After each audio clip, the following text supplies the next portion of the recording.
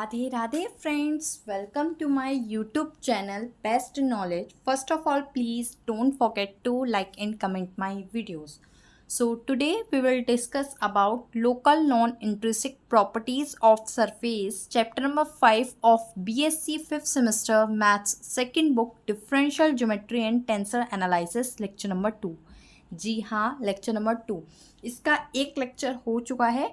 अगर आपको इसका फर्स्ट लेक्चर देखना है तो डिस्क्रिप्शन में उसकी बनी बनाई प्लेलिस्ट का लिंक है, आप वहाँ से जाकर देख सकते हैं। साथ ही इस बुक के आपको प्रीवियस के लेक्चर्स देखने हैं 1 2 3 4 के, तो वो भी डिस्क्रिप्शन में बनी बनाई प्लेलिस्ट का लिंक है, आप वहाँ से जाकर देख सकते हैं।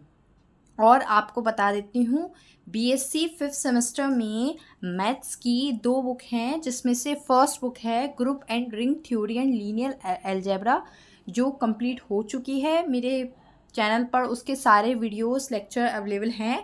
अगर आपको फर्स्ट बुक के लेक्चर्स देखने हैं तो डिस्क्रिप्शन में जो प्लेलिस्ट की लिंक दी है उसमें उसकी भी सारी वीडियोस ऐड हैं, ठीक है। साथ ही अगर आप कोई अदर सेमेस्टर के हैं, it means BSc first second third fourth semester के हैं, सो आप उसके वीडियोस भी देख सकते हैं। मेरे चैनल पर अवेलेबल हैं, फिजिक्स केमिस्ट्री मैथ्स सबके। और अगर आपको कोई वीडियो चाहिए पर्टिकुलर टॉपिक पर नहीं मिल रही है और मैंने उस पर वीडियो बनाई होगी, तो आप मेरे को यहाँ पर मैसेज कर सकते हैं, मैं आपको उस वीडियो की लिंक प्रोवाइड कर दूँगी, ठीक है। तो लेक्चर नंबर 2 बताने से पहले मैं आपसे यही रिक्वेस्ट करूँगी, अगर आपने लेक्चर नंबर 1 नहीं देखा है तो देख लीजिए, क्योंकि लेक्चर नंबर 1 में मैंने इस चैप्टर के बहुत सारे इंपॉर्टेंट टॉपिक्स बताए हैं, डेफिनेशंस बताई हैं, इंपॉर्टेंट थ्योरम्स के स्टेटमेंट बताए हैं, बहुत कुछ बताया है। मतलब ये समझ लीजिए इसके फर्स्ट लेक्चर में मैंने इस चैप्टर का 90% काम बता दिया है, इंपॉर्टेंट टॉपिक सबकी डेफिनेशन फॉर्मूले सब कुछ। आज ये जो वीडियो है, जो इसका सेकंड लेक्चर है, डिमांडेड है। मेरे पास कमेंट आए थे कि मैम जो मिनिमल सरफेस के क्वेश्चंस बता दीजिए, क्योंकि जो बुक है उसमें मिनिमल सरफेस से रिलेटेड क्वेश्चंस हैं। सो मिनिमल सरफेस मैं अपने फर्स्ट लेक्चर में डिस्कस कर चुकी हूँ कि मिनिमल सरफेस क्या होता है, बट यहाँ पर हम दोबारा मिनिमल सरफेस के बारे में पढ़ेंगे, क्योंकि काफ़ी सारे बच्चे ऐसे होंगे जो नए जुड़े होंगे और प्रीवियस लेक्चर नहीं देखना चाह रहे होंगे, या उनको मिनिमल सरफेस आज का टॉपिक थंबनेल देखकर ही आए होंगे कि मिनिमल सरफेस ही हमको समझना है। तो मिनिमल सरफेस का टॉपिक आज हम लेकर चलते हैं, और मिनिमल सरफेस को एक बार दोबारा से हम डिस्क्राइब कर देती हूँ, मैं बता देती हूँ, जिससे कि आप उसको ईजिली समझ सकें, ठीक है। Minimal surface,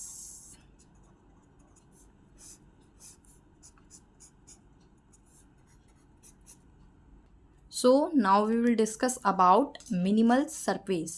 What is minimal surface? सो देखिएगा गाइस, मैंने इसकी यहाँ पर पूरी डेफिनेशन नोट की है। ये डेफिनेशन मैं अपने फर्स्ट लेक्चर में भी बता चुकी हूँ, ठीक है। तो ध्यान से देखिए, if the mean curvature of the surface का जो मीन कर्वेचर है इज 0 एट ऑल पॉइंट्स, वो क्या है, सरफेस के सारे पॉइंट्स पर क्या है, 0, then the surface is called minimal surface, तब वह सरफेस क्या कहलाएगी, मिनिमल सरफेस। देखिए, अगर कोई सरफेस है और उस सरफेस के सारे पॉइंट्स पे, एट ऑल पॉइंट्स, सारे पॉइंट्स पर जो मीन कर्वेचर है वो 0 है, तो वो जो सरफेस है वो कहलाती है minimal surface. Therefore the surface is and only if, ये कंडीशन होनी चाहिए उस सरफेस की, ठीक है। EN + GL - 2FM = 0। आप इस तरह से भी समझ सकते हैं कि मिनिमल सरफेस का फॉर्मूला है, 0 आनी चाहिए at every point of the surface, surface के सारे पॉइंट्स पर। तो एक सरफेस है, उसके सारे पॉइंट्स पर मीन कर्वेचर अगर 0 होता है तो वो सरफेस मिनिमल सरफेस कहलाता है। बहुत लॉजिकल इसकी डेफिनेशन है। अब देखिए, बात आएगी यहाँ पर, कुछ बच्चे होंगे कि मीन कर्वेचर क्या है। मीन कर्वेचर क्या होता है ये मैं बता चुकी हूँ अपने फर्स्ट लेक्चर में, इसलिए मैं बार बार बोल रही हूँ कि फर्स्ट लेक्चर बहुत ज़्यादा इंपॉर्टेंट है और आपके इस सेकंड लेक्चर से लिंक कर रहा है, जिसमें मैंने फर्स्ट लेक्चर में आपको मीन कर्वेचर भी बताया है, या फिर आप कहते हैं उसको मीन नॉर्मल कर्वेचर। देखिए ऐसा होता है कि अब सेकंड लेक्चर में मैंने यहाँ पर मिनिमल सरफेस पढ़ा दिया दोबारा से, लेकिन फिर मीन कर्वेचर क्या आया है इसमें टॉपिक, फिर मैं दोबारा से मीन कर्वेचर बताऊँ। मीन कर्वेचर में कोई ऐसी बात होगी जो और होगी, फिर उसको बताऊँ तो वीडियो लेंथी हो जाएगी, बार बार रिपीट करने से कोई फ़ायदा नहीं होगा। तो इससे अच्छा है कि आप फर्स्ट लेक्चर में जाकर देख लें कि मीन कर्वेचर क्या होता है। Maths is all about practice. Maths जो है वो प्रीवियस नॉलेज से कनेक्ट करती है। मैथ्स एक ऐसा सब्जेक्ट है जो आपकी प्रीवियस नॉलेज से कनेक्ट करते हैं। जितना जितना आप पढ़ते जाते हैं वो आपके आगे यूज़ आता जाता है। जैसे मैथ्स में आपको मल्टीप्लाई सीखनी है तो आपको सबसे पहले एडिशन आना होना चाहिए। जब एडिशन आता है तभी आप मल्टीप्लिकेशन सीख सकते हैं। ठीक है, मैथ्स एक लेडर की तरह है जिस पे हम स्टेप बाय स्टेप चढ़ते हैं, और सब्जेक्ट की तरह नहीं है कि कुछ आपने याद किया वो पढ़ा, वो प्रीवियस नॉलेज आपकी आगे जो फर्दर आप पढ़ेंगे टॉपिक्स उसमें कनेक्ट नहीं होगी। तो इस चीज़ को आपको समझ के रखना है। तो मीन कर्वेचर का जो फॉर्मूला होता है उसमें ये पूरा टर्म आता है, EN + GL - 2FM, ये पूरा टर्म आता है जिसकी वैल्यू 0 होने से वो पूरा फॉर्मूला ही आपका 0 हो जाता है। मीन कर्वेचर होता क्या है, अगर समझें तो मीन कर्वेचर होता है, अगर मैं आपको ओरली बता दूं, the principal curvature kappa A and kappa B at a point is called a mean curvature। ठीक है, the arithmetic mean of the principal curvature kappa A and kappa B at a point is called a mean curvature। ठीक है, इसको हम mu से denote करते हैं। Mean curvature को हम डिनोट करते हैं, मीन कर्वेचर को म्यू से। और जब प्रिंसिपल कर्वेचर जो होते हैं कप्पा एंड कप्पा बी, वो आपके उन दोनों का एडिशन जो है वो कहलाता है आपका, एडिशन करके जो हाफ करते हैं वो कहलाता है आपका मीन कर्वेचर। अब देखिए मीन कर्वेचर के अंदर टॉपिक आता है प्रिंसिपल नॉर्मल। तो अब जब मैं मीन कर्वेचर अगर यहाँ पर लिख भी देती, बता भी देती, एक्सप्लेन कर देती, तो आ जाता प्रिंसिपल नॉर्मल। अब बच्चों को प्रिंसिपल नॉर्मल नहीं पता तो फिर प्रिंसिपल नॉर्मल बताना पड़ता, फिर प्रिंसिपल नॉर्मल के अंदर कोई और टॉपिक आ जाता। तो इसलिए वही आप अपना फर्स्ट लेक्चर देख सकते हैं। ठीक है, तो अभी हम यहाँ पर बात कर रहे हैं मिनिमल सरफेस की, जिसकी डेफिनेशन बता दी है मैंने, कंडीशन बता दी है, फॉर्मूला बता दिया है। अब मिनिमल सरफेस से रिलेटेड ही हम एक क्वेश्चन करते हैं। सो मैं यहाँ पर क्वेश्चन को नोट करती हूँ, फिर आपको एक्सप्लेन करूँगी। क्वेश्चन है, show that the surface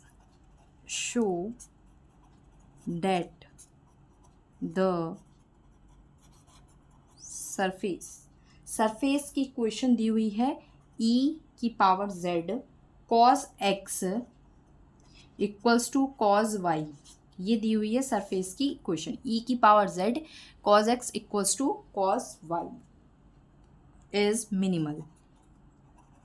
it means हमें ये दिखाना है कि ये जो गिवन सरफेस है ये कैसा है आपका मिनिमल, और मिनिमल के लिए आपको ये कंडीशन दिखानी होगी। अगर ये कंडीशन सेटिस्फाई हो जाती है, यानी कि ये 0 आ जाता है, ये पूरा टर्म 0 के इक्वल आ जाता है, तो आपका जो गिवन सरफेस है वो मिनिमल है।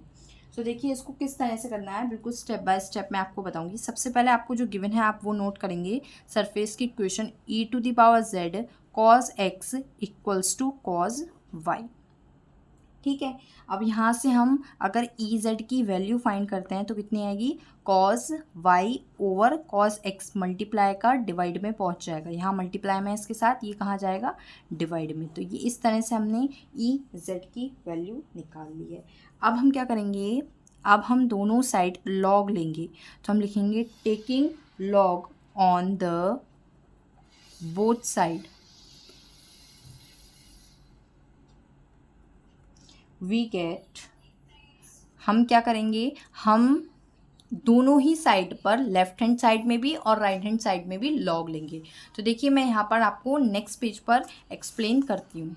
ठीक है, तो ध्यान से देखना है, जब मैं लॉग लूँगी तो यहाँ लॉग लेने पर आएगा लॉग e⁻z इक्वल्स टू, यहाँ आएगा log cos y upon cos x। ठीक है, ये आ गया आपका लॉग लेना। अब इसको थोड़ा सा सिंप्लीफाई करते हैं। लॉग e कितना होता है, लॉग e होता है 1, और यहाँ पर केवल कितना बचेगा, z। अब यहाँ पर देखिए लॉग m/n की फॉर्म में लिखा है, तो log cos y minus log cos x। ये बात आपको पता होनी चाहिए, लॉग की प्रॉपर्टी होती है log m/n = log m minus log n. ठीक है, इस तरह से ये प्रॉपर्टी होती है लॉग की। ठीक है, ये है log m upon n equals to log m minus log n। तो इसी का यूज़ करके प्रॉपर्टी का मैंने log cos y upon cos x को लिखा है log cos y minus cos x। ये बहुत सिंपल प्रॉपर्टी है, बहुत सिंपल चीज़ें हैं जो आप अपने मैथ्स में करते आ रहे होंगे 10th 12th क्लास से, बट मैं बिल्कुल डीपली आपको बार बार बताती हूँ जिससे कि कोई बिल्कुल ज़ीरो बच्चा भी बैठा हो तो उसको समझ में आए कॉन्सेप्ट। वैसे तो आप यहाँ पर ग्रेजुएशन के लास्ट ईयर की मैथ्स कर रहे हैं, 5th सेमेस्टर की लास्ट ईयर की, तो आपको बिल्कुल थिंकिंग डेवलप हो चुकी होगी और आप अच्छे से समझ सके होंगे। तो हम यहाँ से z की वैल्यू निकाल चुके हैं, z equals to log cos y minus cos x। अब देखिए एक हमारे पास पोजीशन वेक्टर होता है r x y and z। So देखिएगा यहाँ पर r equals to x as it is, y as it is. अभी तक हमारे पास सिर्फ और सिर्फ z की वैल्यू है, तो हम यहाँ पर z की वैल्यू रखेंगे log cos y minus log cos x। Clear? बिल्कुल स्टेप बाय स्टेप बता रही हूँ, कोई कन्फ्यूज़न नहीं होगा। अब हम निकालेंगे r1। r1 का मतलब होगा del r by del x। ठीक है, r1 का मतलब होता है del r by del x। ये मैं अपने प्रीवियस लेक्चर्स में भी बता चुकी हूँ और आपको फिर से बता रही हूँ। तो del r by del x का मतलब क्या होता है, r की जो वैल्यू है उसका डिफ्रेंसिएशन x के रेस्पेक्ट में, वो भी पार्शली। देखिए डेल का मतलब होता है पार्शली डिफ्रेंसिएशन क्या होता है प्रीवियस लेक्चर में बता चुकी हूँ, कई बार हमने पार्शियल डिफ्रेंसिएशन करा है। पार्शली डिफ्रेंसिएशन का मतलब होता है जिसके रेस्पेक्ट में बोला है हम उसी के रेस्पेक्ट में डिफ्रेंसिएशन करेंगे, अदरवाइज हम बाकी सारे टर्म्स को, बाकी सारे वेरिएबल्स को कांस्टेंट की तरह ट्रीट करेंगे। ठीक है, कांस्टेंट टर्म की तरह। तो यहाँ पर हम x का डिफ्रेंसिएशन करेंगे 1, y एक कांस्टेंट टर्म की तरह ट्रीट होगा इसलिए 0, और यहाँ पर भी देख लीजिए x है, हाँ है, यहाँ पर है, यहाँ नहीं है। तो यहाँ पर जब हम डिफ्रेंसिएशन करेंगे तो log cos y का तो 0 माइनस के log cos x, तो यहाँ पर log cos x का डिफ्रेंसिएशन हो जाएगा 10x माइनस के 10x। ठीक है, क्योंकि आप करके देखिए log cos x का 1 अपॉन cos x का माइनस के sin x, तो sine upon cos 10x minus already minus minus plus के 10x। ठीक है, देखिए मैं आपको यहाँ पर करके बता देती हूँ differentiation of log cos x। मैं नहीं चाहती कि कोई भी डाउट रह जाए। तो log cos x का डिफ्रेंसिएशन 1 अपॉन cos x का डिफ्रेंसिएशन माइनस के साइन x, यानी कि ये बना माइनस के sine x over cos x, यानी कि साइन अपॉन कॉस कितना होता है, साइन अपॉन कॉस होता है 10x, वो भी माइनस के।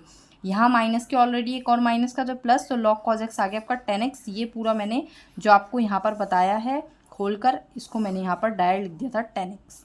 ठीक है, तो हम r1 की वैल्यू निकाल चुके हैं 1, 0 एंड 10x।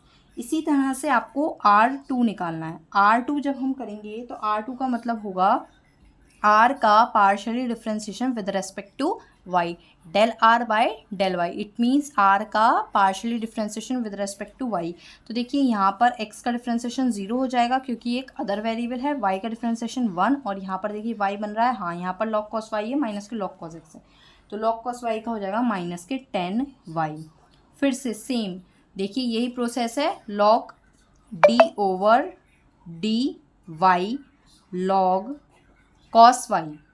ठीक है, इसका जब हम डिफ्रेंसिएशन करेंगे 1 अपॉन cos y का माइनस के साइन y, सो ये हो जाएगा माइनस के sine y over cos y equals to के माइनस के 10y। देखिए यहाँ तो माइनस का साइन था तो इसलिए ये माइनस माइनस प्लस हो गया था, बट यहाँ माइनस का साइन नहीं है तो ये माइनस का एज इट इज़ रहेगा। तो ये बात मैंने आपको समझाने के लिए लिखी है, मेन आपको r1 और r2 की वैल्यू फाइंड करनी थी, वो हम कर चुके हैं। r2 की वैल्यू कितनी है, 0, 1 और माइनस के 10y। अब देखिए r1 r2 के बाद क्या निकालते हैं, r1 r2 के बाद निकालते हैं r11। r11 कैसे निकालते हैं, r11 का मतलब होता है इसका ही जो आपके पास आया है r1, उसका एक बार और डिफ्रेंसिएशन किसके रेस्पेक्ट में ही, जब 1 लिखा हुआ है x के रेस्पेक्ट में, समझिए r1 यानी कि ये r1 का ही एक बार और डिफ्रेंसिएशन करना है with respect to x, r11। So देखिए जब हम x के रेस्पेक्ट में दोबारा करेंगे तो 1 का 0 because 1 is a constant term, 0 का 0 एंड 10x का डिफ्रेंसिएशन क्या होता है, सेक स्क्वायर x। क्लियर, समझे। इसी तरह से आपको निकालना है R22। R22 का मतलब है ये जो है R2 का एक बार और डिफ्रेंसिएशन y के रिस्पेक्ट में, तो 0 1 का अगेन 0 और -10y का माइनस के सेक स्क्वायर y है y।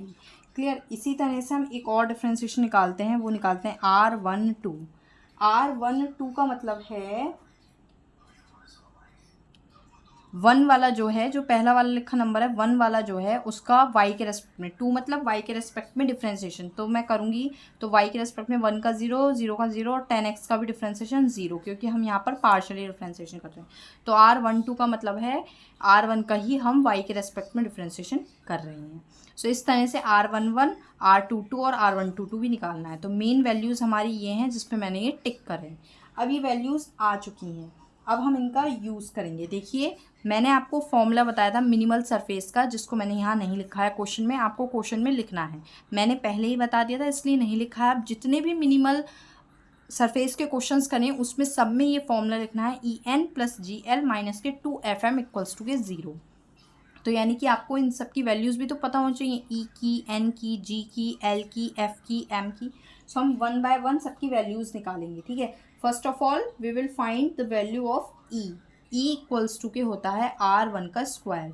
क्या होता है? R1 का स्क्वायर, यानी कि R1.R1, यही तो हुआ इसका मतलब, R1.R1। तो R1 की वैल्यू कितनी थी? R1 की वैल्यू थी 1010x, 1010x। तो यहाँ पर हम लिखेंगे, जब लिखेंगे 1 + 10 स्क्वायर x, यानी कि 1 + 10 स्क्वायर x कितना होता है? Sec square x। इसी तरह से हम f की वैल्यू निकालेंगे, f होता है R12, यानी कि R1.R2, ठीक है। यहाँ पर हमने R1 का स्क्वायर किया ना, इसका स्क्वायर 1 का स्क्वायर 1 + 0 का स्क्वायर कुछ नहीं और 10 का स्क्वायर, फिर 1 + 10 स्क्वायर सेक स्क्वायर x। मैं इसको थोड़ा सा डायरेक्ट लिखी हूँ, इसे समझिए। R12 का मतलब है R1.R2, R1.R2, इन दोनों की मल्टीप्लाई कराएंगे 1 0 0 0 1 0, बस इसकी होगी 10x 10y की आपस में मल्टीप्लाई होगी, और साइन किसका आएगा? माइनस का, 10x 10y। आप समझ रहे हैं, मैं डायरेक्ट मल्टीप्लाई करके लिख रही हूँ, स्टेप बाय स्टेप मल्टीप्लाई करके नहीं दिखा रही हूँ, क्योंकि मैं यहाँ पर मल्टीप्लाई करके इसलिए नहीं दिखा रही हूँ, क्वेश्चन बहुत ज़्यादा लेंदी हो जाएगा और वीडियो भी बहुत ज़्यादा लेंदी हो जाएगी, और फिर ये क्वेश्चन बोरिंग लगने लगेगा और डिफ़िकल्ट लगने लगेगा। क्वेश्चन जितनी जल्दी खत्म होगा उतनी जल्दी तो बच्चों को ईजी लगेगा। जितना मैं डीपली बताने की कोशिश करूँगी स्टेप बाय स्टेप, उतना क्वेश्चन ज़्यादा टाइम लेगा, और टाइम ज़्यादा लेगा तो बच्चों को बोरिंग और डिफ़िकल्ट लगने लगेगा। सो ये मैं थोड़ा सा डायरेक्ट कर रही हूँ, यहाँ पर आप अपनी थोड़ी सी थिंकिंग को डेवलप कीजिए।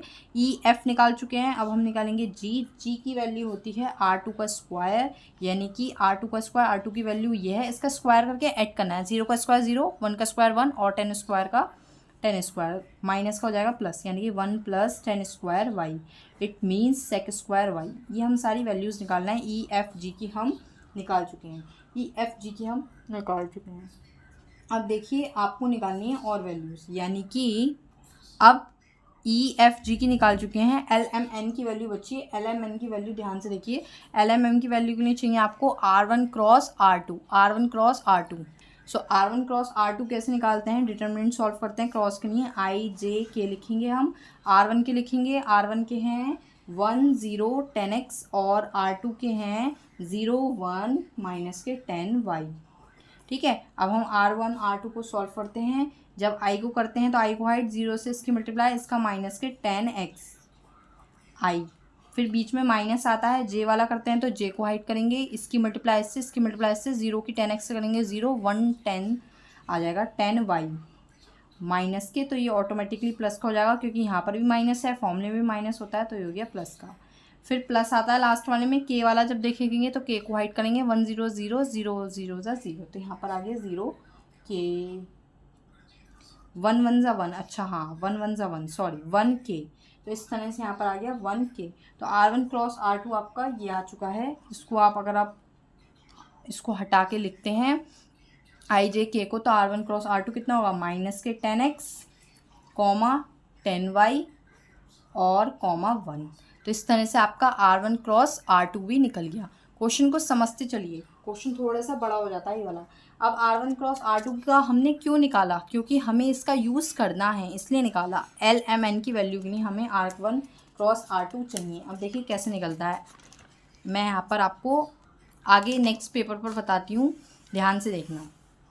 ठीक है, अब हम निकालते हैं सबसे पहले एल। देखिए एच एल लिखते हैं। एच एल का फॉर्मूला होता है R11.R1 क्रॉस R2, ये फॉर्मूला होता है। ठीक है, ये मैंने नहीं बनाया अपने पास से, ये फॉर्मूला होता है एच एल का। एल फाइंड करने के लिए R11.R1 क्रॉस R2।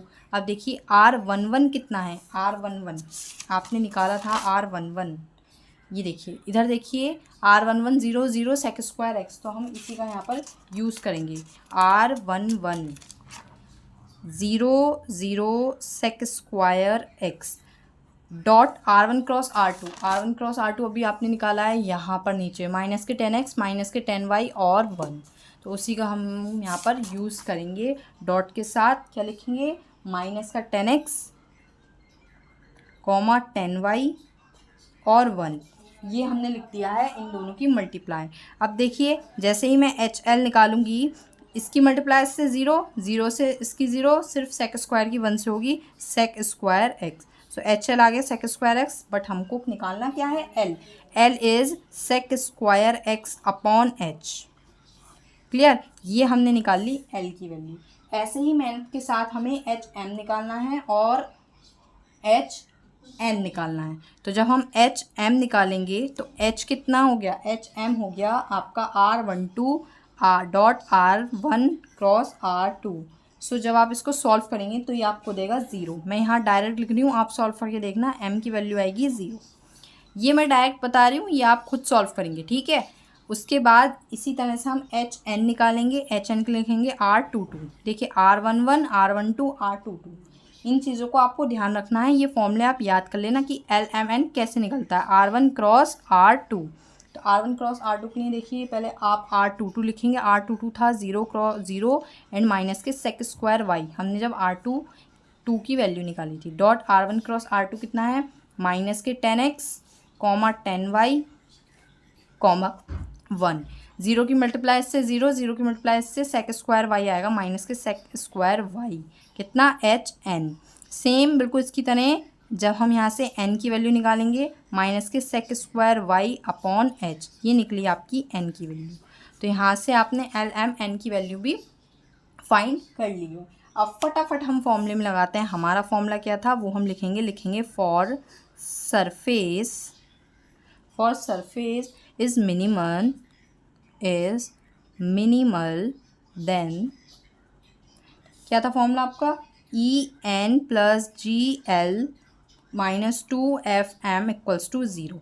जो बच्चे मेरी वीडियो को बड़े ध्यान से देख रहे होंगे, लेक्चर को समझते चल रहे होंगे और फर्स्ट लेक्चर देखा होगा, उनको तो बहुत जल्दी ये फॉर्मूला याद भी हो गया होगा। अब देखिए इन सब की वैल्यू रखनी है। ई की वैल्यू कितनी आई थी, अब देखिए ई की वैल्यू जो आई थी वो आई थी सेक स्क्वायर एक्स। ई की वैल्यू कितनी थी, सेक स्क्वायर एक्स। ठीक है, और फिर था एन आपका, एन की वैल्यू तो यहाँ लिखी है, माइनस के sec square Y upon H plus G. G की वैल्यू कितनी थी, जी की वैल्यू थी सेक स्क्वायर वाई।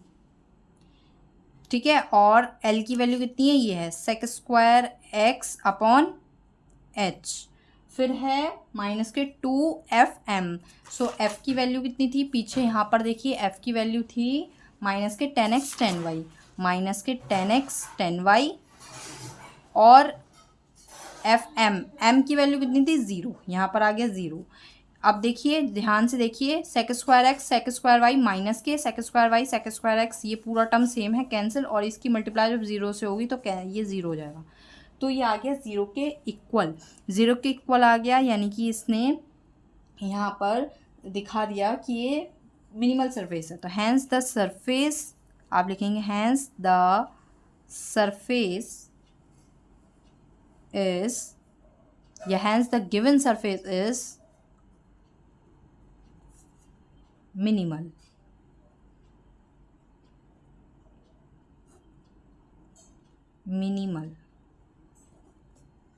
ठीक है, तो इस तरह से इस क्वेश्चन को करना था। और बीच में काफ़ी सारी बातें हो गई, इसलिए वीडियो लेंथी हो गया। काफ़ी सारी चीज़ें बतानी पड़ती हैं। अगर मैं डायरेक्ट डेफिनेशन नहीं बताती, डायरेक्ट क्वेश्चन पे आती, तो वीडियो थोड़ी छोटी बनती और जल्दी हो जाता। बट मुझे ये था कि आपको समझाना है तो समझा दिया। बाकी आई होप फ्रेंड्स आपको क्लियर हो गया होगा, लेकिन फिर भी कोई डाउट हो तो मेरे को कमेंट बॉक्स में ज़रूर मैसेज कीजिएगा, मैं क्लियर कर दूंगी। Thank you friends watch my video. Please share, like and comment more. और ऐसे ही और वीडियोस देखने के लिए subscribe my channel and press the bell icon. Radhe Radhe friends.